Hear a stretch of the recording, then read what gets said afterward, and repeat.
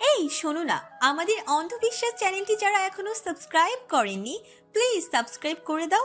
আর অল্প কিছু সাবস্ক্রাইবার হলে 1 লক্ষ পরিবার হবে। সবাই প্লিজ সাবস্ক্রাইব এবং বেশি বেশি শেয়ার করে দাও প্লিজ। মিহাকে বিয়ে দেওয়ার ভাবনাটা সেই ঢুকেছিল জাওদের মাথায়। দুই পক্ষের নোংরা ষড়যন্ত্রের মাঝে একটি মধুর ষড়যন্ত্র সেও করেছিল বইকি। তাতে অবশ্য নিঃশান্ত দোষের কিছু দেখে না, কিন্তু সুফিদের কর্মকাণ্ড এখানে থেমে থাকেনি। নীল ভেস্তে দিতে না পারার ক্ষোভে ও একদিন অনিষ্ট কামনায় দিনকে দিন তারা হয়ে উঠেছিল আরও ব্যাপরুয়া। মেহজাবিনের বিস্ময় কোথাও একটু থামার অবকাশ পাচ্ছে না। এত ফাঁদ, এত ষড়যন্ত্রের ভিড়ে সেও অজান্তে একটা গুটি হয়ে গেছে, অথচ নিজেই জানে না। না জানানোর কারণে সে রাগ করতে পারছে না। মেহজাবিন তার মায়ের মৃত্যুর সময় থেকেই প্যানিক ডিসঅর্ডারের রোগী। ওর সবচেয়ে বড় দুর্বলতা হলো সহনশীলতার ক্ষমতা কম। এত সব মানসিক চাপ যদি ও নিজের মাঝে পুষত, তবে এতদিনে নির্ঘাত হাসপাতালে একটি স্থায়ী কামরা বরাদ্দ করে রাখা হতো। 3টে পুরুষ ওকে স্নেহসুলভ সুরক্ষা বলের ভেতর আগলে রেখেছিল, অথচ সে ওদের উপর ক্রমাগত অভিমান করে গেছে, অভিযোগ পুষেছে। দুই পক্ষের মাঝে মানসিক সমন্বয়ের ঘাটতি আর কারণ। সুলতান শেখ জাওয়াদ নিশান্ত ওকে নজরবন্দি করে ক্রমাগত বুঝেছে ওরা ভালো চায়, কিন্তু ভালোটা কিসের? এক পক্ষ অবুঝ, অন্য পক্ষ অসহায়। ফলে সবটাই মেহজাবিনের কাছে ছিল চাপিয়ে দেওয়ার মতোই। বাপ ভাইয়ের নির্দেশ মেহজাবিন মানতে পারে, কারণ তারা ওর জীবনের একান্ত প্রিয় দুই পুরুষ। কিন্তু নিঃশান্ত ছিল অপ্রিয়র তালিকায়। তার উপর নিঃশান্তের কণ্ঠ সুমিষ্ট ভাষী নয়, ফলে ওর ভালো কথা মেহজাবিনের কাছে তেতুই মনে হতো। ও বিস্ময়ের ধাক্কা সামলে প্রশ্ন করলো, সাবেক জিএম ফাহাদ হোসেন যদি ওদের পক্ষেই ভিড়ে থাকে, তাহলে তো ওদের কাছে সেই মেয়েটির পক্ষ হয়ে মামলা করাটা সোজা ছিল। করলো না তো। তুমি নির্বিঘ্নেই জার্মানি চলে গেলে। জাওয়াদ মাথা দুলিয়ে বলল, মামলা করার কিংবা শ্রমিক সংঘকে খেপিয়ে তোলার জন্য একমাত্র সাক্ষী ফাহাদ হোসেন ছিল। আমি ফ্লাইটে চড়ে বসা মাত্রই তাকে ব্যবহার করা হতো। ফাহাদ হোসেনের কাছে আরও একটা প্রমাণ ছিল। অফিসে দুর্ঘটনা ঘটার দিন বাবা তাকে মেসেজে বলেছিল লাশের কথা চেপে যাওয়ার কথা। সেই তথ্যটা ওরা সংরক্ষণ করে রেখেছিল। আমাদের অবস্থা খারাপ করতে ওই মেসেজটাই যথেষ্ট ছিল। আমিও ভেবে পাচ্ছিলাম না এমন অবস্থায় কি করে নিজেদের সুরক্ষা নিশ্চিত ও ব্যবসাটা রক্ষা করব। তখনই নিশান্তর সঙ্গে বিস্তারিত কথা হয়। যেদিন সপরিবারে বিয়ের শপিংয়ে গেলাম, আমি আর নিশান্ত আলাদা বসেছিলাম কথা বলার জন্য। ওকে বলেছিলাম শত্রুর হাতে দুর্বলতা রেখে আমার পক্ষে দেশ ছাড়া সম্ভব না। এরপর নিশান্তের সাহায্যের ব্যাপারটা আয়ত্তে আনতে পেরেছিলাম। ওর অবদান আমার পক্ষে বলা সম্ভব না। কিভাবে? উত্তেজিত হয়ে প্রশ্ন করলো মেহজাবিন। তুই কোথায় কখন অবস্থান করছিস তা জানতে আমি তোর ফোনের লোকেশন অন রাখতে বলতাম। বুঝিনি সেটার ফয়দা অন্যরাও নেবে। তোকে ভার্সিটি পৌঁছে দিতে যাওয়া, ভালো গাড়িটা খারাপ হয়ে যাওয়া, আবার কাকতালে ভাবে তখনই মাহির এসে সাহায্য করতে যাওয়া, শপিং মলের পার্কিং স্পেসে দেখা হয়ে যাওয়া, সবটা অ্যানালাইসিস করে মাহির তোর লোকেশন ট্র্যাক করে এমন সন্দেহ করেছিল নিশান্ত। বিয়ের দিন তোর ফোনটা আমার কাছে নয়, নিশান্তের কাছে ছিল। ও যাচাই করতে চাইছিল আদৌ তোর ডিভাইস ট্র্যাক করা হচ্ছে কিনা। সে রাতে অনাকাঙ্ক্ষিতভাবে ফাহাদ হোসেনের দেখা পেয়ে যায় সে। আমিও সেই খবর পেয়ে রাত করে বেরিয়ে যাই, কিন্তু নিশান্ত আমাকে প্রকাশ্যে আসতে নিষেধ করে। ফাহাদ হোসেনকে আমাদের থেকে আড়ালে রাখতে শেল্টার দিয়েছিল সুফিরা, ওদেরই একটি বাড়িতে। নিশান্ত বাড়ির বাইরে ইনফর্মার নিয়োগ দেয়। কিছু ঘুরতে গিয়ে একটা সাপ আবিষ্কার হয়ে যায় তখন। মেহজাবিন ভ্রু কুচকে স্বগতোক্তি করলো। সাপ? জাওয়াত পানি খেয়ে গলা ভেজালো, মাথা নেড়ে বলল, হ্যাঁ, সবটা হলো ফাহাদ হোসেনের ছেলে জিসান। আমরা হন্য হয়ে প্রতিপক্ষের দুর্বলতা খুঁজছিলাম। তখনই চোখে পড়ে জিসানকে। নিশান্ত ছেলেটির ব্যাপারে হালকা করে খোঁজ লাগাতে গিয়ে বিরাট নিউজ বের করে। তোর মনে আছে, নিশান্তদের এলাকার একটি মেয়েকে রাতেবেলা একটা ছেলে এসে রাস্তা থেকে তুলে নিয়ে যায়? খুব ভীতি সৃষ্টি হয়ে পড়েছিল ঘটনাটা। মেহজাবিন মাথা নাড়ল। সেই যে ভাইয়ার আকদের দিন নিঃসন্তানের উপস্থিতি সহ্য করতে না পেরে মেহজাবিনের গা ভর্তি গহনা নিয়ে দীপশিখা থেকে বেরিয়ে গেছিল। নিশান্ত পিছু পিছু এসেছিল বোকা মেয়েটাকে ফেরাতে। মেহজাবিন জেদ ধরেছিল যাবে না। তখন নিশান্ত ফারিনের কথা বলে ভয় দেখে ওকে ফেরাতে সক্ষম হয়েছিল। কে বা কারা যেন ফারিনকে তুলে নিয়ে গেছিল। মেহজাবিন চিনতো সে মেয়েকে।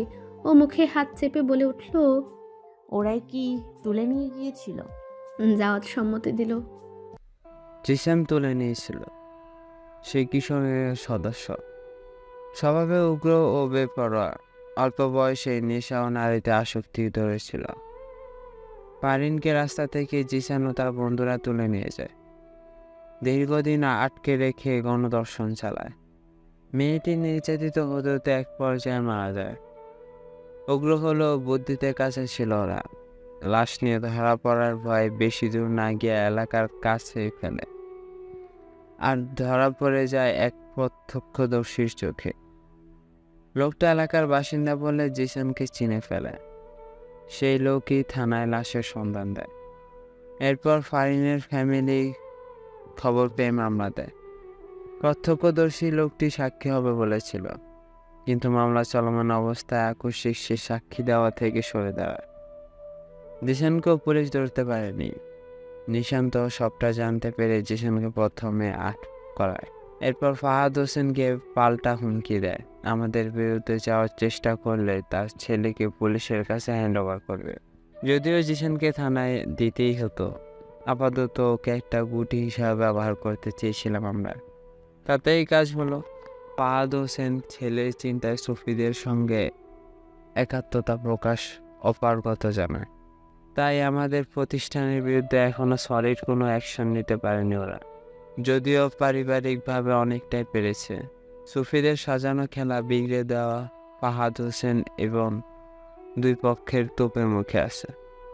তাহলে আমাদের কারখানায় যে পোশাক শ্রমিক মারা গেছে সেটা দুর্ঘটনা নয়? না, সম্পূর্ণ পরিকল্পিত। ফাহাদ হোসেন এই টাকা খেয়ে সুফিদের হয়ে কাজটা করেছে। চেয়েছিল ঘটনা ঘটার সঙ্গে সঙ্গে একটা বাজে সিন ক্রিয়েট করবে। বাবা কৌশলে সবটা আয়ত্তে নিয়ে ফেলেছিল বলে নিজে যেন না আসে, তাই সিসিটিভি লোপাট করে পালিয়েছে। মেহজাবিনের বিস্ময় ক্ষমতা ওদের অপকর্মের কাছে দুর্বল। কয়েকশো কোটি টাকার বিনিময়ে ও চুক্তির জন্য এতগুলো নৃশংসতা ঘটেছে, হজম করতে কষ্ট হলো ওর। অন্যের পাপের কালি নিজে মারাতে চাননি বলেই সুলতান শেখ একটা মৃত্যুর খবর ধামাচাপা দিয়ে নিজের মানসিক শান্তির কবর দিয়েছিলেন। সেই ঘটনা স্লো পয়জনের মতোই কাজ করেছিল ওনার জীবনে। সমস্ত ভাবনা বাবার স্মৃতিতে এসে থামতেই মেহজাবিনের শরীর কাঁপতে শুরু করলো। নিঃশ্বাসের ব্যাগ ঘন ও খাটো। মুখে অদৃশ্য কিছু চেপে বসার ভার অনুভব করছিল সে। জাওয়াত উঠে সে মনকে এক হাতে আগলে ধরে বলতে লাগলো, এই জন্যই তোকে বলতে ভয় করে। আমার মা চলে গেছে ছোট বয়সে, বাবা গেলেন দুঃখে দুঃখে। তোর কিছু হলে আমি আর সহ্য করতে পারবো না। এসব নিয়ে নিজের ক্ষতি করিস না। শান্ত হ, শান্ত হ। মেহজাবিনের বুকের ভার কমে নিঃশ্বাস স্বাভাবিক হলো। অনেকটা সময় পর জাওয়াত ওকে ঘরে নিয়ে শুয়ে দিল। শাওন বান্ধবীর পাশে বসে থাকলো অনেক রাত অবধি। তার নিজেরও শারীরিক অবস্থার বেহাল দশা। সুমা এসে বললেন, তুমি বিশ্রাম নাও, জানোই তো কারো মন ভালো নেই, হয়তো তোমাকে সেভাবে যত্ন করতে পারছি না, তাই নিজের দিকে বিশেষ নজর রেখো। মিহার কাছে আমি আসি। সুমার আশ্বাসে শাওন চলে গেল।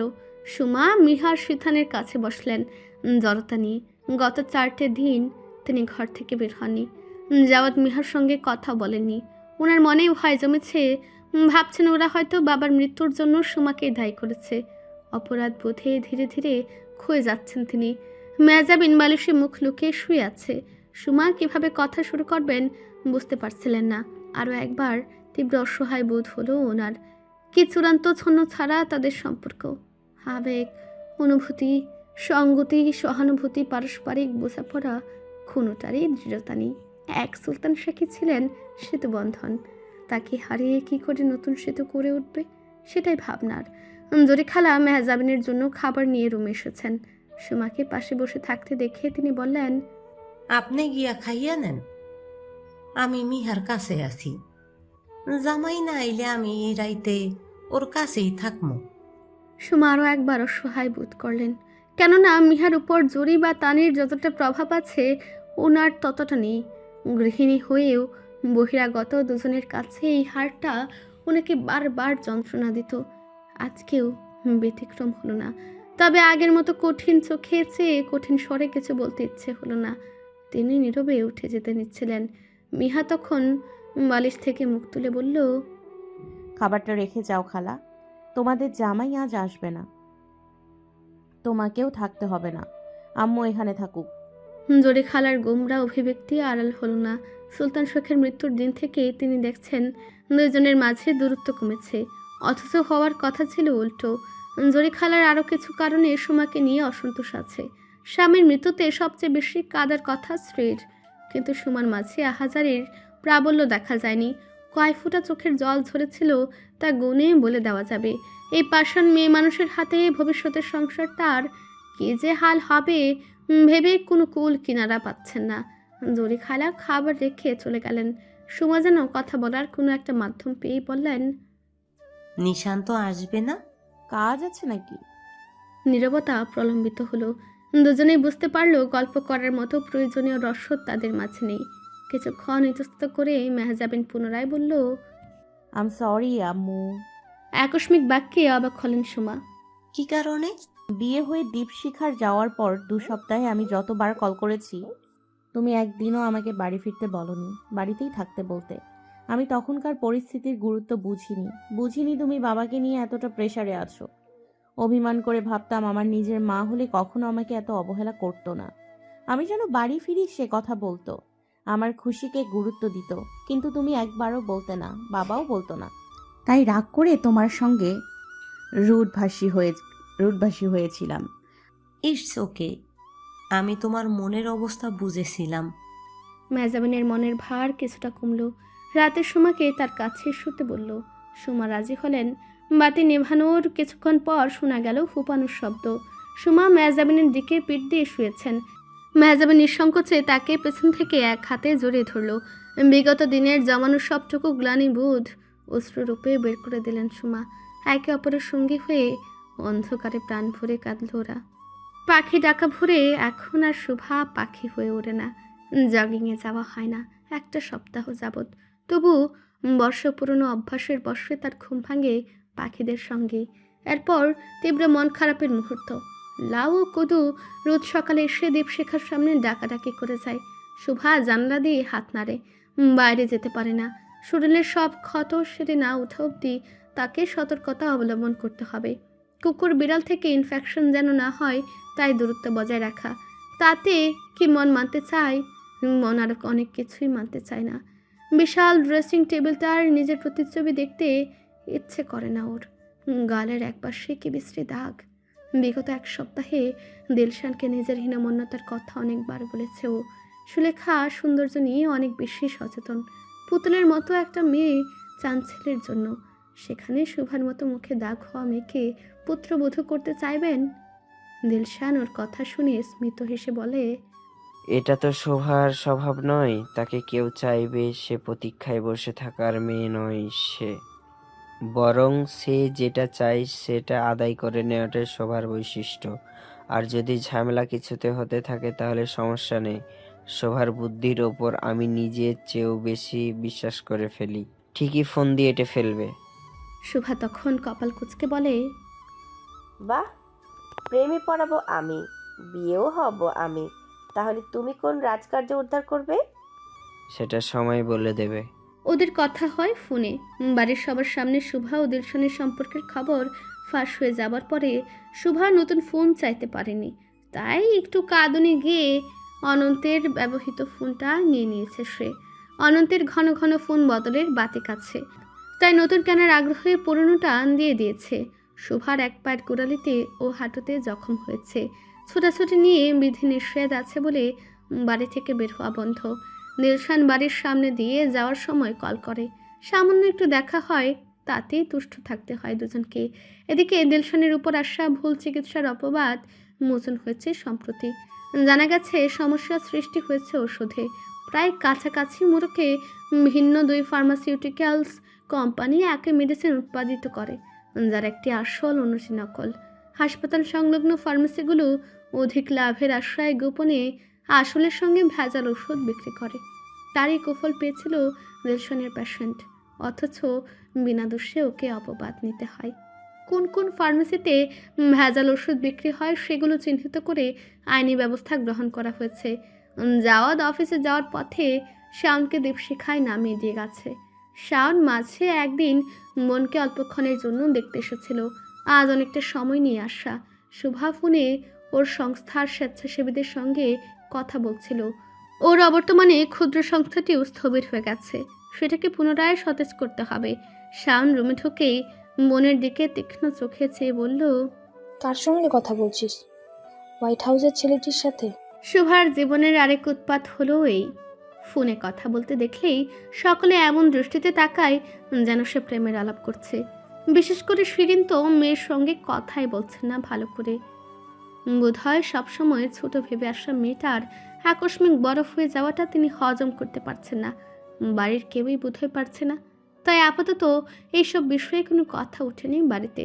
শুভার অসুস্থতা, সুলতান শেখের মৃত্যু, শাওনের মা হওয়ার সংবাদগুলোই আপাতত আলোচনার শীর্ষে। শুভা ঘুরিয়ে জবাব দিল, আমি তো সিগন্যাল খোঁজার চেষ্টা করছি, কিভাবে পৃথিবী জগৎ থেকে গর্ভ জগতে সংযোগ স্থাপন করা যায় তা নিয়ে গবেষণা করছি দিনরাত। বেবিকে আগে ভাগে ট্রেনিং দেব, যেন জন্মের পর মা ডাকার আগে খালা ডাক শেখে। শাওন আড়ষ্ট হলো। ওর গর্ভাবস্থা নিয়ে কেউ মুখ খুললেই গুটিয়ে যায় ও। শাওনের পেছনে পেছনে অনন্ত ঘরে ঢুকে বলল, খালাকে ধরে পানিতে ফালা, বাচ্চা সবার আগে ডাকবে মামা। মামা ভাগ্নি মিলে সবার জীবন করব তামা তামা। শুভা ঠোঁটে বেঁকিয়ে বলল, তোমাকে বলেছে ভাগ্নে হবে, আমার তো বোনজি চাই। শাওন দুই নির্লজ্জ ভাই বোনের সামনে লজ্জায় বুঁদ হয়ে রেগে মেগে বলল, তোরা থামবি? আচ্ছা থামলাম, তুমি একা এসেছো কেন? মেয়ে যাবে না আসেনি? ওকে আনতে বারণ করেছে ভাইয়া। আপাতত শেখ প্যালেসেই থাকবে। দুজনের হাবভাব বুঝতে পারছি না। এদিকে বাড়ির ওপর দিয়ে ঝড় যাচ্ছে, থামাথামির নামও নেই। শাওনের কথা শেষ হতেই শুভা হঠাৎ ডেকে উঠল। এই মিষ্টি, তুই আড়ালে দাঁড়িয়ে আমাদের কথা শুনছিস কেন? মিষ্টি যার পরনায় ভরকে গেল। পর্দার আড়াল থেকে মেরে এসে হাসার চেষ্টা করে বলল, কথা শুনবো কেন? আমি তোমাদের কাছে আসছিলাম, হঠাৎ মাথায় চক্কর দেওয়া, একটু দাঁড়িয়ে পড়েছিলাম। শাওন মায়া করে বলল, আহারে, কত শুকিয়ে গেছিস তুই। ডায়েট ফাইটের চক্করে পড়েছিস নিশ্চয়ই। মিষ্টি সায় দিয়ে বলল, তোমার শ্বশুর বাড়িতে তো নিলে না আমায়, শেখ প্যালেস দেখা হলো না। ওখানে একটু আদর আপ্যায়ন করলে ডায়েট ছেড়ে দিতাম। শাওন খুশি হয়ে বলল, আজকে তো দুল্লা ভাই যখন নিতে আসবে তখন তৈরি থাকিস, ঘুরে আসবি একদিন। মিষ্টির ঠোঁটে এবার কাঙ্ক্ষিত হাসিটি ফুটে উঠল। পৌষ এসেছে নিভৃতে, গাছের পাতারা ঝরে গেছে অভিমানে। ইট পাথরের শহরে শীতের আধিপত্য এবার কম হলেও বখাটে কুয়াশার দল জটলা বেঁধে ঢুকে পড়েছে অলিগলিতে। বড় বড় দালানের ফাঁক ফোকর দিয়ে মাথা তোলার দুঃসাহস দেখানো, গাছের পাতা ঝরে যাওয়া, ডালে শ্বেত হাওয়া মিল কেটে যায় নীরবে। শেষ রাতে টুপটাপ শিশির ঝরে যায় এ শহরের অশ্রু হয়ে। নিলশনের সকালগুলো এখন আলস্যে কাটছে। হাঁটতে বের হলেও অজান্তেই চোখ দুটি খুঁজে বেড়ায় আরেকজনকে। খুঁজতে খুঁজতে সন্ধান মেলে যান্ত্রিক যোগাযোগ মাধ্যমে। ঘুম জড়ানো কণ্ঠের নারীটি ফিসফিস করে বলে, শান, তুমি একটা ঘোড়া কিনবে? কিনে? আমি প্রিন্সেসদের ড্রেস পরে জানালার সামনে দাঁড়িয়ে থাকবো, তুমি ঘোড়া ছুটিয়ে কুয়াশা ভেদ করে আমার জানালার সামনে এসে থামবে। তারপর তুমি আর আমি পালিয়ে যাব কোনো এক তেপান্তরে। টফিকেও নিয়ে যাব, আমরা জঙ্গলে সংসার পাতবো। মনস্টারদের জঙ্গলে থাকা উচিত, কিন্তু জঙ্গলে গিয়ে তো কাজ করতে পারবে না, খাবে কি? চুমু। শুভার জড়ানো স্বরে উচ্চারিত শব্দটি শুনে দিলশান খুব খুব করে কেসে উঠল। তোমার ঘুম নিশ্চয়ই ছাড়েনি, ওঠো, চোখে মুখে পানি দাও। একা যেতে পারবো না, জানোই তো মা আমার সঙ্গে থাকে এখন। নিচে গেছে বলে ফোন করতে পারলাম, এখনই হয়তো চলে আসবে। তুমি লাউ ও কদুকে খাবার দিও তো মনে করে। বেচারা দুটো সকালে বাড়ির সামনে সে খুব হ্যাকটাক করে, আমার খুব কান্না পায় তখন। দিলশান ওর আদ্র স্বরে দুঃখ বোধ করে বলল, কেঁদো না, পা সেরে যাবে 1 মাসের মধ্যেই। তখন আবার তিড়িং তিড়িং করতে পারবে, আবার হাত পা ভাঙতে পারবে। সিম্প্যাথি দিলে নাকি ইনসাল্ট করলে? যা সত্যি তাই বললাম। এই মা আসছে, রাখি। শুভা তড়িঘড়ি করে ফোন রেখে দিল। দিলশান হেসে ফেলল। স্কুল লাইফে বাবা মায়ের ফোন নিয়ে চুরি করে প্রেম করার মতো অবস্থা এখন শুভার। সুলেখা খেয়াল করেছেন হসপিটালের ঘটনার পর থেকে ছেলেটা একটু অন্যমনস্ক ও মনমরা হয়ে গেছে। খাবারের রুচি কমে গেছে। এদিকে সুলেখা রান্না করে স্বামী সন্তানকে খাওয়াতে পারলেই সুখী। ছেলের অরুচি দেখে তিনি চিন্তিত হলেন। দিলশান দুপুরে খাবার এটু করে চলে গেলে সুলেখা স্বামীকে বললেন, দস্তগীর সাহেব নির্লিপ্ত ভঙ্গিতে পাতে ডাল নিয়ে ভাত মাখাচ্ছিলেন। স্ত্রীর কথায় ওনার নির্লিপ্ততায় ভাটা পড়ল না। বললেন, তোমার ছেলে বোকা না, সে জানে কি নিয়ে ভাবা উচিত আর কি নিয়ে না, কিন্তু তুমি মা হয়ে সেটা জানো না। সুলেখা কোমরে এক হাত দিয়ে দাঁড়িয়ে ঝগড়টে অবস্থান নিয়ে বললেন, সন্তানের কিছু হলেই মায়ের দোষ দেওয়ার এই স্বভাব বদল করো, নয়তো সেই বয়সে বউ পাবে না। দস্তগীর সাহেব সুলেখার বেশিরভাগ কথাকে আমলে নেন না। সম্পর্ক স্বতঃস্ফূর্ত রাখতে কিছু কিছু জিনিস থামাতেও হয় না, গায়েও মাখতে হয় না। সুলেখার স্বভাবও তেমনই বস্তু। থামাতে গেলে স্ত্রীর মনে কষ্ট দেওয়া হয়, যা সংসারে অশান্তির কারণ। না থামালে টকবক করতে করতে একাই শান্ত হয়ে যায়। এরপর সব ভুলে আবারও স্বামী সন্তানের দেখভাল করেন। তাই চিরকিশোরী বউ নিয়ে একটা জীবন নির্ঝঞ্ঝাটেই কাটিয়ে দিলেন দস্তগীর সাহেব। বললেন, বউ নিয়ে হোদাই করার বয়স শেষ, এখন নাতি নাতনি নিয়ে আহত করার বয়স। যাওয়ার আগে সেই ব্যবস্থাটা করে দিয়ে দাও। সুলেখা চেয়ার টেনে কাছে এসে বসলেন। বললেন, তুমি ওর বিয়ে নিয়ে কি ভাবছো বলো তো? আমি তো মতিগতি বুঝছি না, সরাসরি এসে বলছেও না। বলেছে না, কারণ এত বড় একটা দুর্নাম ফেস করে সেটা বউকে গেছে। দুর্নাম আসে ঝড়ের বেগে, ঢাকঢোল পিটিয়ে সবাইকে জানিয়ে ঝড়ের পরে প্রকৃতি ঠিক হতে সময় লাগে। তোমার ছেলে সময় নিচ্ছে। এদিকে দীপশিখা বাড়ির মেয়েটাও মৃত্যুর মুখ থেকে বেঁচে ফিরেছে। সব মিলে পরিস্থিতি এলোমেলো। বাবা মা হিসেবে আমাদের উচিত ওদেরকে ভরসা দেওয়া। কথার মাঝে মতিন বাবুর্চি ছুটে এসে বলল, রিয়াদ বাবা ফোন ফালাইয়া থুইয়া গেছে, সমানে বাঁচতেছে। সুলেখা ফোনটা নিয়ে সঙ্গে সঙ্গে রিসিভ করে কানে ধরলেন। স্পিকারে ভেসে এলো চপল সুর। শান, মেরি জান, হাঁপানি রোগের টান। আমি জানের মা বলছি। শুভা থতমত খেয়ে বলল, আসসালামু আলাইকুম, আমি বিকাশ থেকে নাহিদা বলছিলাম। তুমি শোভা, আমি তোমার কণ্ঠ চিনি, মিথ্যা বলছো কেন? ধরা পড়ে জিভে কামড় দিল শুভা। তবে তার মস্তিষ্ক ঠাসা ধুরন্ধরতা। সে চেনা অবতার এসে দুঃখে সুরে বলল, আসলে আন্টি, আপনি তো জানেনই আমি কতদিন অসুস্থ। আমার সাথে সাথে সংস্থার কাজেও লালবাতি জ্বলে গেছে।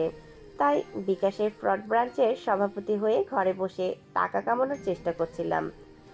আই নো এটা ভালো পথ না, বাট টাকা দিয়ে তো ভালো কিছুই করতাম, পূর্ণ ব্যালেন্স হয়ে যেত। কিন্তু আমি প্রথম চান্সেই ব্যর্থ হয়ে গেলাম।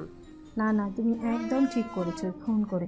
আমি যেতে যেতে পথে এর সভাপতি অচুত হবে না, এটা কোনো কথা? আমি দেখছি ব্যাপারটা কি। শুভা আপ্লুত সুরে বলল, ও থ্যাংক ইউ আন্টি, আপনার মতো উদার মনের মানুষ আছে বলেই আমার মতো ধান্দাবাজগুলো খেয়ে পড়ে বাঁচতে পারছে। সুলেখা থ্যাংক ইউ শব্দটা শুনলেও এর পরের কথাগুলো শুনতে পেলেন না। বললেন, কি বলছো বুঝতে পারছি না। আসলে অসুস্থ তো, তাই গলা দিয়ে জোরে আসে না। ঠিকই তো, হাঁপানি রোগের টান নিয়ে ঘরে বসে থাকলে চলে? আমি আজই তোমার জন্য ক্যাপসিকামের হালুয়া করে নিয়ে যাব। ক্যাপসিকাম হাঁপানি রোগের জন্য খুবই উপকারী। শুভা হতভম্ব হয়ে গেল। বুঝতে পারল না সে ইংলিশ আন্টিকে বোকা বানালো নাকি ইংলিশ আন্টি তাকে। তবে এটুকু বুঝতে বাকি রইল না সে ইংলিশ আন্টির এক্সপেরিমেন্টের শিকার হতে চলেছে। শুভা ফোন কেটে হেরে গলায় শাওনকে ডাকলো। শাওনের গতকাল শ্বশুর বাড়ি ফিরে যাবার কথা থাকলেও বিকেলে নিতে আসতে পারেনি। অফিসের সব কাজ তার জন্য জমে আছে। সেগুলো সামলাতে সামলাতে অনেকটা রাত হয়ে গেছিল। তাই চাঁদনি বেগম অন্তঃসত্ত্বা মেয়েটিকে রাত করে আর যাত্রা করতে দেননি। আজ বিকেলে সে ফিরবে, পৌঁছে দেবার দায়িত্ব পড়েছে অনন্তের উপর। শান সবে ভাত খেয়ে এক প্রস্ত বমি করে ক্লান্ত, তবু বোনের ডাকে ছুটে এলো সে। শুভা আবদার করলো, আমাকে তোমার সঙ্গে নিয়ে চলো, কদিন হাওয়া বদল করে আসি। আফিয়া শুভার ওষুধ মনে করে খাইয়ে দিতে এসেছেন। আবদার শুনে ধমকে বললেন, শেখ বাড়িতে পিকনিকের আমেজ নেই যে সব ভাই বোন গিয়ে ওখানে পড়ে থাকবে, তার উপর তোকে হাঁটাচলা করতে হয়। আরেকজনের সাহায্য নিয়ে ও বাড়ির মানুষের কষ্ট বাড়াতে হবে না। মিষ্টির শখ বোনের শ্বশুরবাড়ি দেখবে, ও ঘুরে আসুক। ছেলে বউকেও এবার চলে আসতে বলবো। মরমার ধমক খেয়ে শুভা চুপসে গেল। মিষ্টি বেড়াতে যাওয়ার জন্য তৈরি হয়ে এসে হাসি মুখে বলল, মন খারাপ করিস না, আমি শীঘ্রই চলে আসব, তোকে বোরিং ফিল করতে দিব না। শুভা মামাতো বোনের অতি উৎসাহ দেখে ভ্রু কুঁচকে রইল। মেহজাবিন 2 রাত ধরে অদ্ভুত অস্বস্তিতে ভুগছে। তার মনে হচ্ছে আম্মুকে যেভাবে সরি বলেছে নিঃসন্তের আজও তেমন একটা সরি প্রাপ্য। কম তো জ্বালায়নি, আবার নারীত্বের ইগো তাকে নিবৃত্ত করছে। কেন বলবে সরি? তার চেয়ে নিঃসন্ত যখন ভাব করতে আসবে সেও না হয় একটু সহজ হবে, তাহলেই তো মিটে যায়। পরক্ষণেই মন বলে মিটে যায় না। এতে করে মেহজাবিন নিজের দম্ভকে টিকে রাখতে পারলেও আদতে বিনয়ী ব্যক্তিত্বের পরিচায়ক হতে পারবে না। ভুল স্বীকার করে শুধরে নেওয়ার মাঝে সম্পর্কের সুস্থতা বজায় থাকে। মেহজাবিন মনে মনে অপেক্ষায় ছিল নিঃসন্ত কখন আসবে, কিন্তু গত রাতেও নিঃসন্ত ফেরেনি। কাজ আছে বলে মেসেজ করেই গায়েব। মেহজাবিন মনে হলো নিঃসন্ত ইচ্ছে করেই আসছে না, কিন্তু কেন? বুকে ছাড়বে না বলে যে নিজের মৃত্যু কামনা করতে বলতেও দ্বিধা করে না, সেই পুরুষ 2 রাত হলো স্ত্রীর কাছ থেকে নিজেকে আড়াল করছে কেন? সারা রাত ভেবে একটা যথাযথ উত্তর মেহজাবিন পেয়েছে। ও সব সত্যি জানার পর মনে মনে অনুতপ্ত হবে নিঃশান্ত জানত। পাশাপাশি নিঃশান্তের অবদান শুনে হয়তো তার প্রতি কৃতজ্ঞতা বোধ করবে। কৃতজ্ঞতা বোধ থেকেই মিহার স্বামীর সঙ্গে সহজ স্বতঃস্ফূর্ত হবে। কিন্তু কৃতজ্ঞতা বোধের আন্তরিকতা চায় না নিঃশান্ত। সে চায় বিশুদ্ধ ভালোবাসার সমর্পণ। তাই কি লুকোচুরি? মেজাবে নিজের কাছে উত্তর খুঁজছিল বারবার। এই অনুভূতির নাম শুধুই কৃতজ্ঞতা, নাকি হৃদয়ে কঠোর অনুশাসনে বন্দী থাকা আবেগ, যা এখন বিদ্রোহী হয়ে বেরিয়ে আসতে চাইছে? মেজাবিন অস্থিরতা কমাতে অনেক দিন বাদে আজ রং ছিটিয়ে বসেছে। আজ আবারও তার কল্পনা ও হাতের নৈপুণ্যে নিষ্ঠার সাথে একজন অস্ত্রধারী সৈন্যকে আঁকার চেষ্টা করছে, যার 2 চোখ বুলেট চেরা হয়েও ভরসায় আচ্ছাদিত। আফিয়া ফোন করলেন তখনই। কর্ম অসমাপ্ত রেখেই উঠে গেল মেহজাবিন। ফোন রিসিভ করে বলল, আসসালামু আলাইকুম আম্মা। আফিয়া সালাম নিয়ে ওর শরীরের হালচাল জানতে চাইলেন। এরপর বললেন, নিশান্তের সঙ্গে ফিরে এসো এবার। পৃথিবী কারো বিয়োগে থেমে থাকে না, মানুষের জীবনও না। তোমাকে সেটা মেনে নিয়ে সামনে এগুতে হবে। ওনাকে বলুন যেন নিয়ে যায়, আমাকে তো ফোনও করছেন না। ফোন করেছে না মানে? নিশান্ত ওই বাড়িতে থাকছে না? মেহজাবিন চমকে উঠল। উনি দীপশিখায় থাকছেন না? না তো, 2 দিন ধরে একবারও আসেনি দেখা করতে। তুমি ওর খোঁজ জানো না কেন? তোমায় বলেনি? শাশুড়ির ভৎসর্ণার বিপরীতে মেহজাবিন উত্তর দিতে অপারগ। সে স্ত্রী হয়ে নিঃসন্তের খবর জানে না, এটা অন্যদের কাছে অবিশ্বাস্যই মনে হওয়ার কথা। মেহজাবিন ফোন রেখে সরাসরি নিঃসন্তের নম্বরে ডায়াল। রিং হয়ে বাজতে বাজতে কেটে যাওয়ার মুহূর্তে রিসিভ হলো। স্পিকারে ভেসে এলো গম্ভীর সুর। হ্যালো। মেহজাবিন ভনিতায় না গিয়ে সরাসরি বলল, আপনি বাড়ি আসছেন না কেন? রুক্ষার স্বরটা এবার ফিচেল হাসলো। মিস করছো নাকি? না মানে আম্মা বলছিল ঢাকাতেই আছেন অথচ ফিরছেন না। সময় হলেই মায়ের ছেলে মায়ের কোলে ফিরবো। আম্মা বলছিল যেন বাড়িতে ব্যাক করি। আমি বুঝিয়ে বলবো, তুমি যতদিন ইচ্ছে থাকো। মেহজাবিনের রাগ বাড়তেই লাগলো। মনের খুব চেপে না রেখে এবার উগড়ে দিল। আমাকে এড়িয়ে যাচ্ছেন কেন? এখন তো যাওয়া যাচ্ছে, আর কোনো বিপদ নেই, আপদেরও প্রয়োজন নেই। বিপদেও ডাকিনি। ওটা আমার কর্তব্য ছিল। এখন কর্তব্য ফুরিয়ে গেল? নিঃশান্ত সপ্রতিভ সুরে বলল, সম্পর্কে কর্তব্যবোধ একপাক্ষিক হয় না, দ্বিপাক্ষিক হতে হয়। সেভাবে ডেকেছো কখনো? মেহজাবিনের কণ্ঠ ক্ষীণ হলো। দোষ তো একা আমার না, মনের মাঝে সন্দেহ, সংশয়, ধোঁয়াশা নিয়ে আমি তো কাউকে ভালোবেসে পাগল হয়ে যেতে পারবো না। এখন সংশয় নেই তো, এখনো তো উন্নতি দেখলাম না। ওকে, আপনাকে আমার দায়িত্ব মনে করিয়ে দেওয়া হবে। টাটা। মেহজাবিন ফোন কাটলো। প্রায় আধ ঘন্টা পর সে একবারের অতিরিক্ত নিরাপত্তা কর্মীর কাছ থেকে নিঃশান্তের কাছে ফোন গেল। জানালো মেহজাবিন সিকিউরিটি উপেক্ষা করে নিজে ড্রাইভ করে বেরিয়ে গেছে বাড়ি থেকে। মেহজাবিন বেশি দূর যায়নি। 2 কিলোমিটার দূরে একটি ব্যস্ত লেকের পাড়ে গাড়ি পার্ক করে বসেছিল সে। তখন গোধূলি মিলিয়েছে পশ্চিম দিগন্তে। সন্ধ্যা নামার বড্ড তারা। লেকের পাড়ের হিম হাওয়ায় মেহজাবিনের শীতের পোশাকবিহীন দেহটি কুঁকড়ে যাচ্ছিল। হঠাৎ খেয়াল করলো আশেপাশের পুরুষগুলো ওর দিকে অদ্ভুত চোখে তাকাচ্ছে। কারণটা আবিষ্কার করলো চারপাশে সতর্ক দৃষ্টি বুলিয়ে। শীতকে উপেক্ষা করে কিশোরী থেকে মধ্যবয়সী নারীদের খোলামেলা পোশাক, দৃষ্টিকটু সাজ ও পুরুষদের আকর্ষণ করার কৌশল দেখে বুঝতে বাকি রইল না জায়গাটি ভালো না।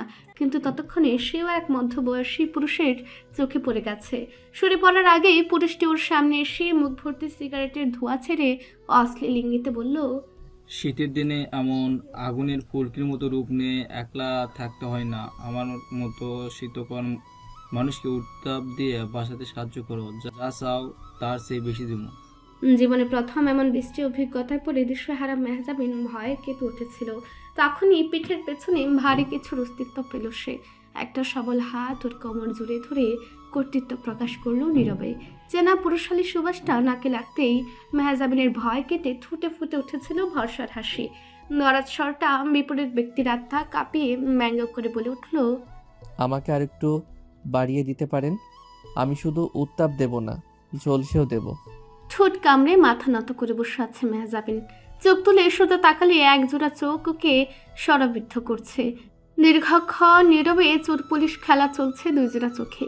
4 কাপের ধোঁয়া তেজ হারাতে নিঃশান্ত মুখ খুলল।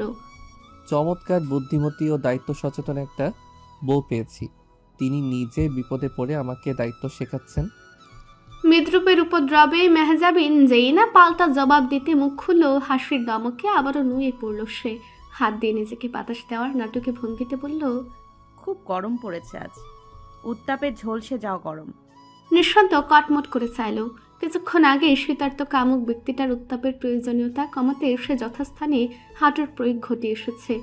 ভবিষ্যতে এই লোকটাকে আর উত্তাপের জন্য লেকের পাড়ে যেতে হবে না নিশ্চিত।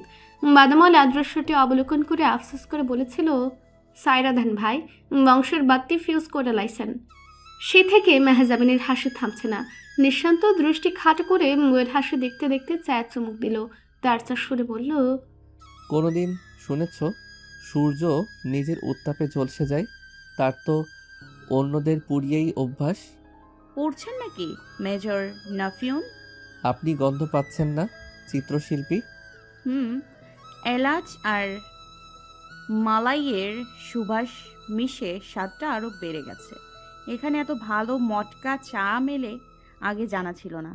মেহজাবিনের কথা ঘোরানোর কৌশল বুঝে নিঃশান্ত হতাশ শ্বাস ফেলে বলল, নতুন না, আপনি অনেক কিছুই জেনেও জানতে চান না। মেহজাবিন প্রতিবাদ করল, জি না, আমি জানার জন্যই পথ চেয়েছিলাম। আপনি সময় মতো গা ঢাকা দিয়ে নিজের দাম বাড়াচ্ছেন এখন। তোর দাম কমাতে বউ আমাকে চায়ের ট্রিট দিচ্ছে। মেহজাবিন মাথা নাড়ল, স্বতঃস্ফূর্ত স্বরে বলল, হালখাতা করা হয় পুরনো হিসেব চুকিয়ে। বিয়ের আগে আপনার 1 কাপ চা পাওনা আমার থেকে, মিটিয়ে দিলাম। ভীষণ হিসেবি। নিঃশান্ত ঠোঁট উল্টে মাথা নাড়ল। ছোট্ট ও শৌখিন ক্যাফেতে 2 সিটার টেবিলে মুখোমুখি বসে আছে ওরা। সন্ধ্যায় স্থানটি যুগল ও বন্ধুদের আড্ডায় মুখরিত হয়ে থাকে। মুখর স্থানে নিঃশান্ত মেহজাবিন কথা বলছে নিচু স্বরে। খুব মনোযোগ দিয়ে না দেখলে বোঝা যাবে না টেবিলের নিচে তখন ওদের পায়েরও বাক্য বিনিময় হচ্ছে নীরবে। অথচ নিঃশান্তের মুখভাব দেখে যে কেউ তাকে ভীষণ রুক্ষ ও রাগী ভেবে বসবে এখন। যেমনটা আগে মেহজাবিনও ভাবত। একসঙ্গে থাকতে থাকতে আবিষ্কার করেছে এই গম্ভীর মুখের আড়ালে কতটা বদমাইশি লুকিয়ে রাখে সে।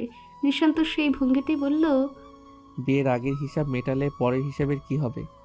মেহজাবিন গলা খাকারি টানলো, কপট গম্ভীর হয়ে বলল, এটা তো চলমান কেস, শুধু রায় হওয়া বাকি।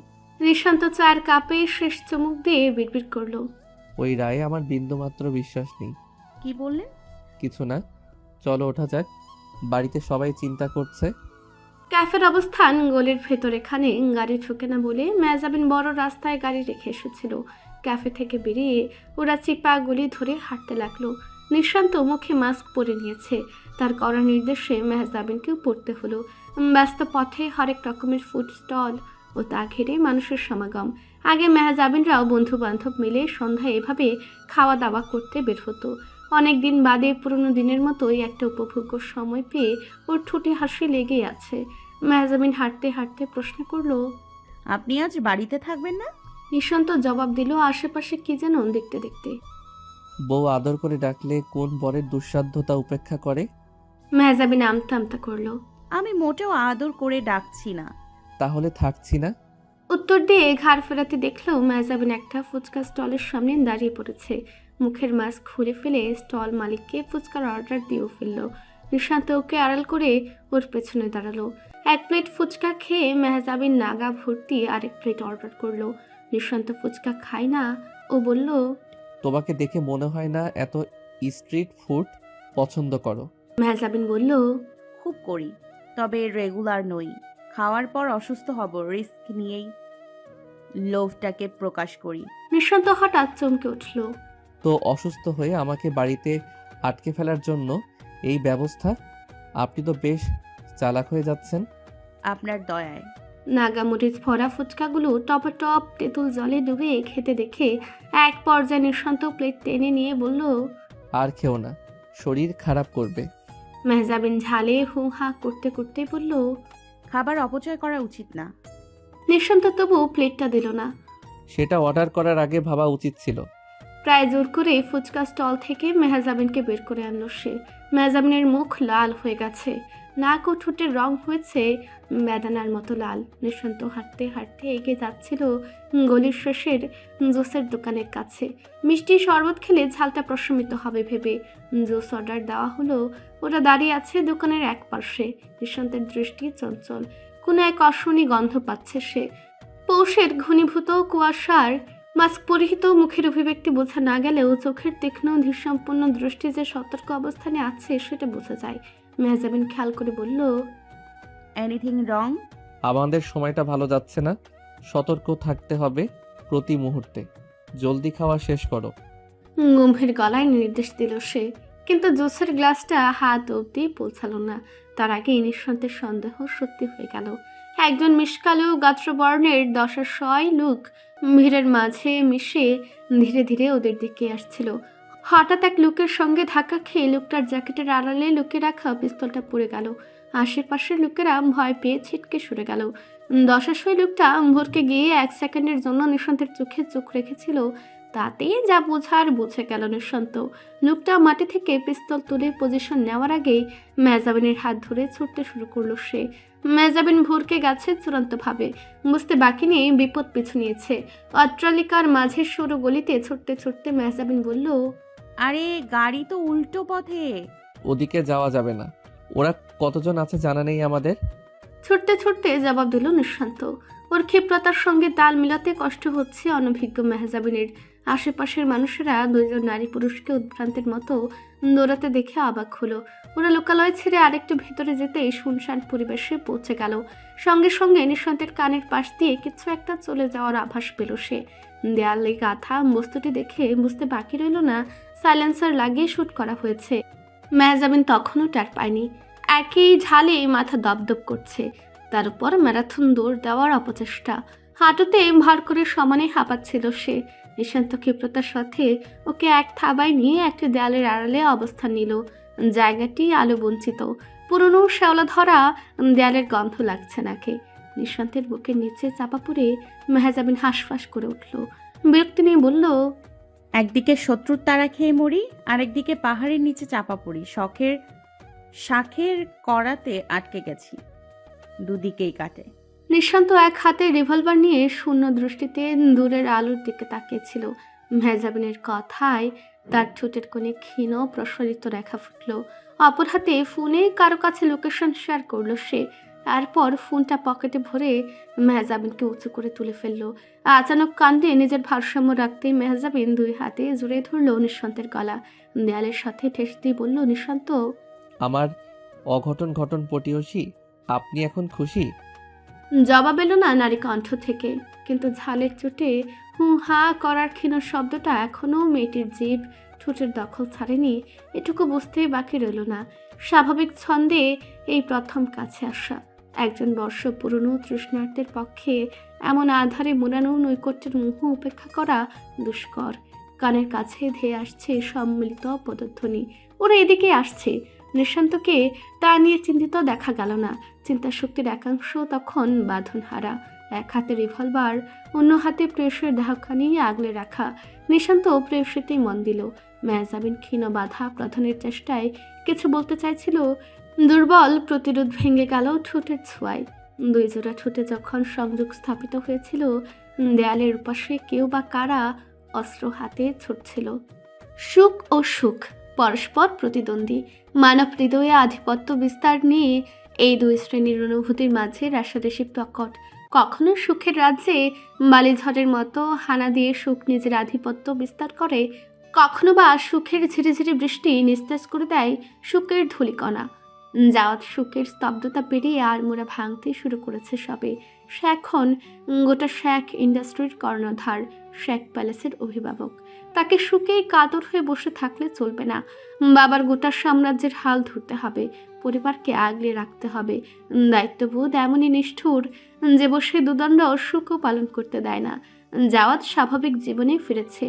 মা, বোন, বউ সবার সুখের পর্দায় ছ্যাদ করেছে নিজের জন্মনে ভাব দিয়ে। তার উপর শাওন এখন গর্ভবতী।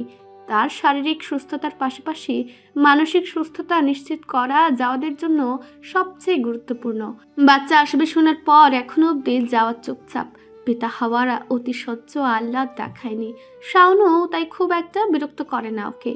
একজন দায়িত্বশীল স্ত্রীর মতোই স্বামীর মানসিক শান্তি যেন নিশ্চিত হয় সেটুকু খেয়াল রেখেছে। সুখের পর্দায় ছাদ ঘটিয়ে স্বাভাবিক জীবনে ফেরার পর জাওদের প্রথম দায়িত্ব শাওন ও তার মাঝে শীতলতাটুকু মোচন করা।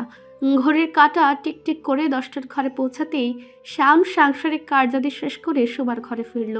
চুলের খোপা ঢিলে করে এগিয়ে আসতে জাওয়াদ গলা খাকারে টেনে ওর দৃষ্টি আকর্ষণ করলো। শাওন বলল, কিন্তু প্রয়োজন। জাওয়াদের হারিয়ে যাওয়া স্বতঃস্ফূর্ত কণ্ঠটি যেন পথ চিনে গন্তব্যে ফিরে বলে উঠল, তোমাকে। শাওনের বৃষ্টিবিহীন চৈত্রতপ্ত মনে সুখের ধীরে ধীরে বর্ষণের ছটা এসে লাগলো। জাওয়াদ ওর স্থবির দশাকে প্রলম্বিত না করে হাত ধরে কাছে টেনে আনলো, চুলে হাত বুলিয়ে বলল, আমার উপর রেগে আছো? কেন? এই যে তোমার দেখে মনোযোগ দেওয়া হয়নি। আমি তোমার অবস্থা বুঝি, এসব ভেবে মনের চাপ বাড়িও না। জাওয়াদ বলল, তবুও তো মন খারাপ দূর হয় না শাওন। আমার ঘরে প্রথম সন্তান আসার সুখবরটা এমন সময় পেলাম যখন নিজেকে সামলানো দায় হয়ে পড়েছে।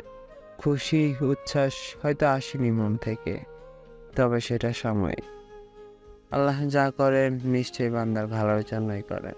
এই সংবাদে আমার বিন্দুমাত্র অসন্তুষ্টির অবকাশ নেই, বরং মনে হচ্ছে এটাই ভালো হয়েছে। দীর্ঘ অবসরে ডুবে থাকা বাড়িটা এবার বেকারত্ব গুছিয়ে একটা বাচ্চার ছটফটানিতে মুখর হবে। তাকে নিয়ে সবার ব্যস্ত সময় কাটবে। শাওন বসেছে জাওদের উরুর উপর, ঘাড় ফিরিয়ে জাওদের গলা জড়িয়ে ধরে বলল, আমি নিজেও প্রথমে খুশি হব নাকি মন খারাপ করবো বুঝে উঠতে পারছিলাম না। জানো, উল্টে বিব্রত হয়ে গেছিলাম অসময়ে ব্যাপারটা প্রকাশ পাওয়ায়। কিন্তু শোকটা যত কমে গেল, ভালো লাগাটা ততই বেড়ে গেল। আমার পেটে একটা বাচ্চা আছে, ভাবতে একটা অদ্ভুত অনুভূতি হয় জানো। ভাষাহীন ভালোবাসা অনুভব করছি। ভাষাহীন ভালোবাসা বারবার তোমার কোলে ফিরে আসুস নিবেদিতা। কথাটির নিহিতার্থ বুঝে আপনাদের দৃষ্টি ঝুঁকে গেল শাওনের।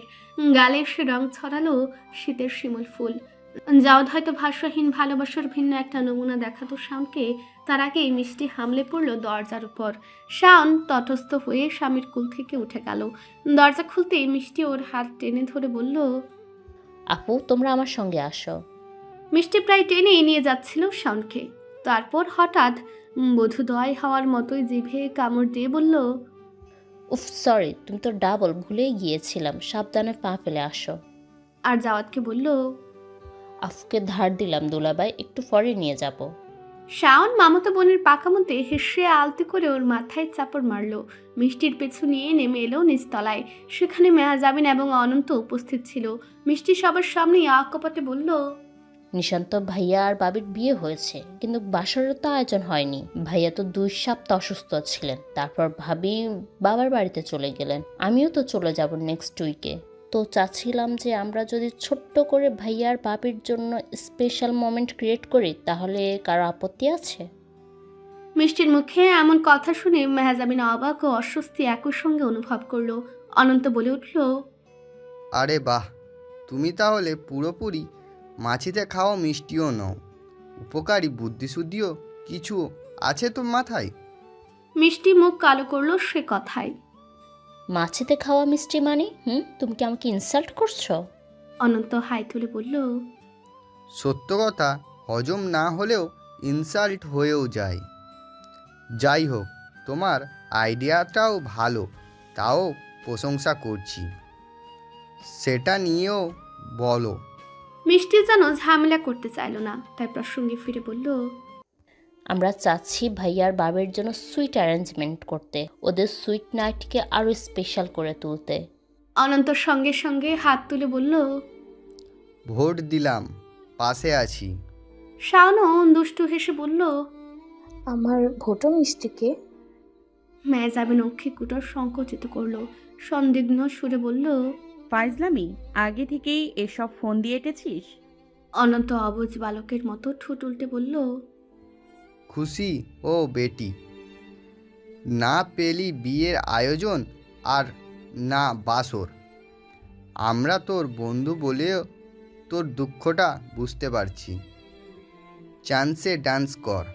মেহজাবিনের কাছে এতক্ষণে সব পরিষ্কার হয়ে গেল।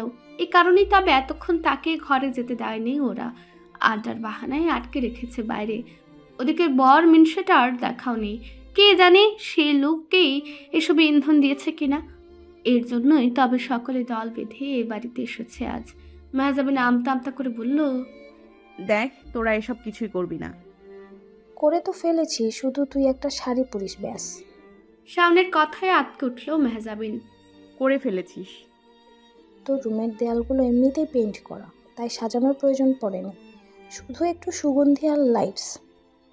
সময়টা নষ্ট করিস না, এই বাহানায় দূরত্বটা মিটিয়ে নে। শাওন এগিয়ে এসে নিচে গলায় বলল কথাটা। মেহজাবিনের মানা করার কোনো অবকাশ ছিল না। শাওন ওকে টেনে নিয়ে গেল শাড়ি পরাতে। সেই সুযোগে মিষ্টি চুপি চুপি চলে গেল মেহজাবিনের সদ্য সাজানো ঘরটায়। আজকের আইডিয়াটা সম্পূর্ণ তারই ছিল। দীপশিখায় থাকাবস্থায় অনন্ত, শোভা, শাওন সবার সঙ্গে প্ল্যানিং করেছিল, আর তা সাকসেসফুল হতে শুধু কিছু মুহূর্ত বাকি। মিষ্টি লুকিয়ে আনা হিডেন ক্যামেরাটি কোথায় লাগাবে ভাবছিল। চোখ চলে গেল ছোট ক্যাবিনেটের উপর। সেখানে মেহজাবিনের রং তুলির জিনিসগুলো ছড়িয়ে রাখা। হেজেবেজে স্থানে একটা নতুন বস্তু লুকিয়ে থাকলে কেউ ট্যারি পাবে না। মিষ্টি সেখানে ক্যামেরাটি বসালো। কাজটা করতে ওর হাত কাঁপছিল, কিন্তু কানে বাজে সেই শাসানো সুর। হানি, তোমার কাছে দ্বিতীয় অপশন নেই। সঙ্গে সঙ্গে ঢুক গিলে ক্যামেরাটি পারফেক্ট অ্যাঙ্গেলে রেখে দিল সে। রুম থেকে বের হওয়ার সময় দরজার সামনে নিঃসন্তের মুখোমুখি হতে হলো। যেখানে বাঘের বয়স সেখানেই সন্দেহ হয় বুঝি। মিষ্টি ঘাবড়ে 2 পা পিছিয়ে গেল। নিঃশান্ত অবশ্য শান্ত সুস্থির। সুগভীর চোখে চেয়ে প্রশ্ন করল, তুমি এখানে? মিষ্টি হাসার চেষ্টা করে বলল, সব ঠিক আছে কিনা দেখতে এলাম ভাইয়া। কি দেখলে? ঠিকঠাক? নিঃসন্তের চোখের মনিতে দুর্বুদ্ধ কুয়াশার প্রলেপ। মিষ্টি কোষ্ঠকাঠিন্য রোগীর মতো মুখ করে কোনো মতে বলল, হ্যাঁ, সবই ঠিক আছে, আমি গিয়ে ভাবিকে পাঠিয়ে দিচ্ছি। Have a good night. মিষ্টি ছুটে বেড়ে গেল। নিঃশান্ত ঘর ঘুরিয়ে ওর ত্রস্ত গতির দিকে ক্ষণকাল তাকিয়ে থাকলো। এরপর সুবাসিত সুঘ্রাণের আহ্বানে নজর ফেরালো রুমে। লাইটিংয়ের কারসাজিতে আলো ছায়ার চমৎকার একটি আবহ সৃষ্টি করা হয়েছে। নিঃশান্তের স্নায়ু ঠান্ডা হলো দেখে স্মিত হাসি লেপ্টে রইল ঠোঁটের কোণে। শ্রীমতী ভয়ঙ্করীর মনটা পোষ মেনেছে কিনা সেটাই যাচাই হবে আজ। দরজার বাইরে থেকে চুরির ইনিঝিনির শব্দ পয়গাম পাঠালো, কেউ একজন ঘরে ঢুকতে ইতস্তত করছে। নিঃশান্ত বুঝেও টু শব্দটি করলো না। ফুরফুরে মেজাজে বাথরুমে ঢুকে গেল। মেহজাবিন অনেকক্ষণ বাইরে দাঁড়িয়ে থেকে কোনো সারা শব্দ না পেয়ে ভেতরে উঁকি দিয়ে কাউকে পেল না। কপাল কুঁচকে ভেতরে ঢুকলো। হয়তো আশা করেছিল পুরুষটি অধৈর্য হয়ে ডাকবে। নিজের অতি আশাবাদী মনটাকে গোপনে শ্বাসিয়ে নিল খানিক। জেদি সত্তাটা মাথা টান টান করে বলে উঠল, বহু জ্বালিয়েছে তোকে, এত সহজে পাত্তা দেওয়া উচিত হচ্ছে না। পুরুষদের যত খেলাবি ততই তোর প্রতি আগ্রহ বাড়বে, আগ্রহ মিটিয়ে দিলেই বান্দা ফুল। পরক্ষণে অতি উৎসাহী মনটা আবেগ নিয়ে বলে, বেচারার মুখ দেখেই বোঝা যায় বউয়ের জন্য ছটফট করছে। তাকে এভাবে শাস্তি দেওয়া উচিত না। বউ হিসেবে তোরও তো দায়িত্ব আছে নাকি? বিয়েটা যেহেতু মেনে নিয়েছিস, সুতরাং দায়িত্বে অবহেলা একদমই গ্রহণযোগ্য নয়। শুধু একটা কদম, এরপর দুজনের মাঝে অবশিষ্ট জটিলতা কেটে যাবে। মেহজাবিন আয়নার সামনে দাঁড়িয়ে এসবই ভাবছিল। বাথরুমের দরজা খোলার শব্দে সচকিত হলো সে। নিশান্ত ভেবেছিল মেহজাবিনকে জোর করে সাজগোজ করানো হলে সে যদি অনিচ্ছুক হয় তবে খুলে ফেলবে সাজ। ধারণা ইতিবাচক পথে যাত্রা শুরু করলো, তবু একটু বিব্রত করার সুযোগ হাতছাড়া করলো না। অবাক হয়ে বলল, হঠাৎ শাড়ি পরেছ কেন? মেহজাবিন ফস করে জ্বলে উঠল সে কথায়। এত সেজেছ কেন? জাদরের মিলিটারির সন্ধ্যার বহিরাগত পরিবেশে কার্যোদ্ধার করে এখন ঘরে ঢুকে সাধু সাজছে। উত্তর দিল তাজের সঙ্গে, আমার আম্মুর শাড়ির আলাদা শোরুম আছে, আমি সেখানকার নতুন ডিজাইনার হিসেবে যুক্ত হয়েছি। ভাবছি ব্র্যান্ড অ্যাম্বাসেডারও হব, তাই ট্রায়াল দিচ্ছি। নিশান্ত এবার স্বভাবটাকে তল্পি তল্পা গুটিয়ে শিখিয়ে তুলল। মুখোমুখি এসে দাঁড়ালো মেহজাবিনের। মেরুন রঙা তসর সিল্ক শাড়িটা ও রঙ্গ জড়িয়ে আছে লোভাতুর ভঙ্গিতে। দেহের বাঘ ঢাকার চেয়ে প্রকাশ করায় যেন তার কর্ম। পিঠে হেলে থাকা চুলেরা উৎসুক বালিকাদের মতোই একটু পরপর ছটফট করে এলোমেলো হয়ে যাচ্ছে। চোখের কাজলে নীরব আশকরা লেপটে আছে বুঝি। ঠুটে মেখে আছে অমেয় সুধা। সত্য সাত পাওয়া নিঃশান্ত কি পারে সে অমৃতের লোভ সংবরণ করতে? নিঃশান্ত হাত বাড়িয়ে কোমর স্পর্শ করলো, ওর কাছে টেনে বলল, আমি তো প্রথমে ভেবেছিলাম আমার বারান্দার টবে ফুটে থাকা এনা হার্টনেসটা বুঝি হেঁটে হেঁটে এখানে চলে এলো। মেহজাবিন লজ্জাবতী গাছের পাতার মতোই শাড়ির খোলসে গুটিয়ে গেল। শাড়ি বাছাইয়ের সময় সেই তো যেচে এই রংটা পছন্দ করেছে। নিশান্ত বৃদ্ধাঙ্গুলি ছোয়ালো ওর প্যালব কোমল ঠুটে। চূড়া হাসিতে মত্ত হয়ে বলল, মাঝে মাঝে ঝাল খাবে, তাহলে আমারও মিষ্টি খাওয়া হয়ে যাবে। নিশান্ত কোনোরূপ সময় নষ্ট না করে নিচু হয়ে ঠোঁট দিয়ে ওর ঠোঁট স্পর্শ করলো। অন্ধকারে যাচ্ছিল অবুঝ অনুভূতি, আলোয় তা হয়ে উঠল আগ্রাসী। মেহজাবিনের পায়ের তলা শিরশির করে উঠল। হুট করেই নিজেকে অস্বর মনে হলো। দুটি হাত বাড়িয়ে নিশান্তের গলা আঁকড়ে না ধরলে হয়তোবা পড়ে যেত সে। নিশান্ত কোমরের বাঁধন শক্ত করলেও বেশি বলে। দীর্ঘদিনের না পাওয়া অতৃপ্ত আকাঙ্ক্ষারা ছুটির ঘণ্টায় উল্লাসিত ছাত্রের মতোই হুড়মুড় করে বেরিয়ে এলো। এমন সময় দরজার বাইরে কিছু একটা শব্দ হলো হঠাৎ। হারানো চৈতন্য ফিরে পেয়ে মেহজাবিন তড়াক করে সরে গেল স্বামীর কাছ থেকে। এতক্ষণে খেয়াল হলো দরজার ছিটকানিটা তোলা হয়নি, শুধু মিলিয়ে রাখা। মেহজাবিন বলে উঠল, কিছু একটা আওয়াজ হলো, দেখে আসি। অসহিংসু নিঃশব্দ বাইরের অযাচিত শব্দটাকে হিংসে করলো। একান্ত মুহূর্তে সে ব্যতীত অন্য কিছু তার স্ত্রীর মনোযোগ আকর্ষণ করবে তা যেন মানতেই চাইল না। তপ্ত সুরে বলল, শব্দ তো আমার বুকেও হচ্ছে, প্রলয়ের সুর তুলে ভাঙচুর হচ্ছে, শুনতে পাও না? মেহজাবিন ঠোঁট টিপে হেসে দরজার দিকে পা বাড়ালো, বলল, তাহলে আগে আপনার বুকের শব্দটা বোঝার চেষ্টা করি। মেহজাবিন দরজার ছিটকানিটা তুলে দিল। বুকে জমিয়ে সহস্র বর্ষের উত্তাপ, তোমার বাহুতে আমায় দিও ঠাই, তোমার জন্য নিকষ হৃদয় তটে লক্ষ প্রেমের প্রদীপ জ্বেলে যায়। প্রেম অনেকটা প্রদীপের শিখার মতোই। মাটির পাত্রে জ্বালানি ঢেলে সলতে পাকিয়ে দিলেই যেমন আগুন ধরে যায় না, তার জন্য পরিবেশ থাকতে হয় অনুকূলে, তেমনি প্রেম নামক শিখাটি জ্বালাতে গেলেও প্রদীপ হিসেবে মন, জ্বালানি হিসেবে অনুভূতি থাকলেই হয় না। শিখাটি সতেজে জ্বলে ওঠার জন্য দুটি মনের পারিপার্শ্বিক পরিবেশও থাকতে হয় অনুকূলে। নিঃশান্ত মেহজাবিনের সম্পর্কে প্রদীপ ছিল, জ্বালানি ছিল না জ্বলে ওঠার পারিপার্শ্বিকতা। বিভিন্ন ঝড় ঝঞ্ঝার মধ্য বিবাহিত জীবনের একটা মাস পেরিয়ে তারা সেই উপযুক্ত আবহাওয়ার খোঁজ পেয়েছে এবং পাওয়ার পরে জ্বলে ওঠার জন্য খুব একটা সময় লাগেনি। সন্ধ্যায় দুইজোড়া ঠোঁটে যে ঝড় উঠেছিল, ব্যক্ত হয়েছিল বুকে পুষে রাখা গোপন স্পৃহা, এরপর তার লুকানো সম্ভব ছিল না, হয়তো চেষ্টায়ও ছিল না কোনো। তবু নিশান্তের কণ্ঠে সংশয় বেজেছিল। তুমি শুনবে আমার হৃদয়ের ধ্বনি? ছিটকিনি আটকে ফিরে আসা দুটি হাত নিশান্তের গলা জড়িয়ে ধরেছিল আশকারা নিয়ে। মেহজাবিন চাপা হেসে বলেছিল, হৃদয়ের ধ্বনি আমার নামেই কিনা তা যাচাই করে নেওয়া ভালো। তৃষ্ণায় ছটফট করতে থাকা পুরুষের কাছে ঝর্ণা যদি নিজেই ছুটে আসে তার কি সাধ্য আছে পানাহার ব্যতীত থাকে? নিঃসন্তেরও নেই। সবল হাতের পরম আদরে সেই ঝর্ণার জলটুকু সে পান করেছে, গা ভিজিয়েছে, মেতে উঠেছে প্রেম উৎসবে।